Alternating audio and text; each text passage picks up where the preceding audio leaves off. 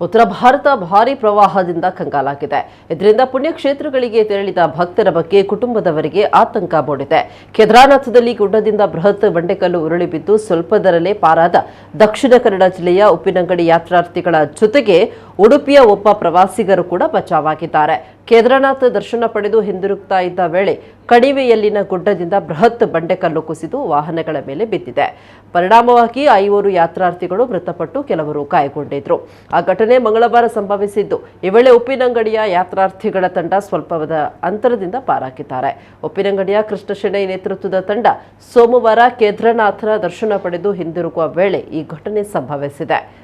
ಸೋಮವಾರ ದಿನವಿಡೀ ಶಾಂತವಾಗಿದ್ದಂತಹ ವಾತಾವರಣ ಮಧ್ಯರಾತ್ರಿ ಕಳೀತಾ ಇದ್ದಂತೆಯೇ ಭಾರೀ ಮಳೆ ಸುರಿದು ಅಪಾಯಕಾರಿ ಸ್ಥಿತಿ ನಿರ್ಮಾಣವಾಗಿದೆ. ದಾರಿಯುದ್ದಕ್ಕೂ ಅಲ್ಲಲ್ಲಿ ಗುಡ್ಡ ಕುಸಿದ ಘಟನೆಗಳು ಸಂಭವಿಸಿದ್ದು, ಕೇದಾರನಾಥದಿಂದ 40 ಕಿಲೋಮೀಟರ್ ದೂರದಲ್ಲಿನ ಹೆಲಿಪ್ಯಾಡ್ ಹೊಂದಿರುವ ಸ್ಥಳದ ಬಳಿ ಈ ದುರ್ಘಟನೆ ಸಂಭವಿಸಿದೆ. ತಮ್ಮ ಕಣ್ಣ ಮುಂದೆಯೇ ಈ ದುರ್ಘಟನೆ ಸಂಭವಿಸಿದ್ದು, ದೇವರ ದಯೆಯಿಂದ ನಮ್ಮ ತಂಡ ಸುರಕ್ಷಿತವಾಗಿದೆ ಅಂತ ತಿಳಿಸಿದ್ದಾರೆ.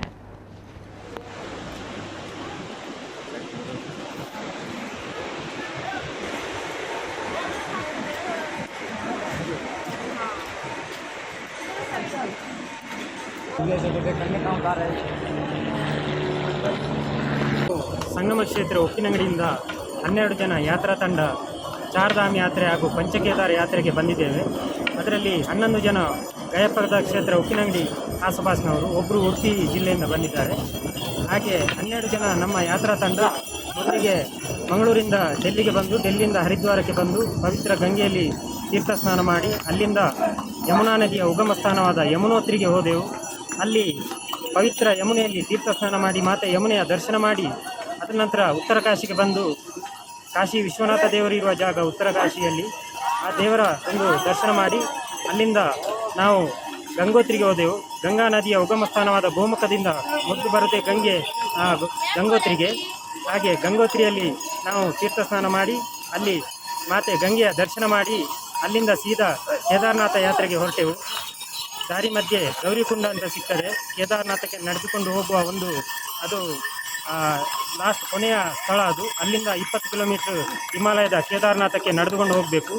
ಅಲ್ಲಿ ಗೌರಿಕುಂಡದಲ್ಲಿ ಮಾತೆ ಪಾರ್ವತಿಯ ಕುಂಡ ಇದೆ, ಅಂದರೆ ಗೌರಿಯು ತೀರ್ಥ ಸ್ನಾನ ಮಾಡಿದ ಕುಂಡ ಇದೆ. ಅದರಲ್ಲಿ ನಾವು ಪವಿತ್ರ ತೀರ್ಥ ಸ್ನಾನ ಮಾಡಿ ಅದರ ನಂತರ ಕೇದಾರನಾಥಕ್ಕೆ ಕಾಲ್ನಡಿಗೆಯಲ್ಲಿ ಹೊರಟಿದ್ದೇವೆ.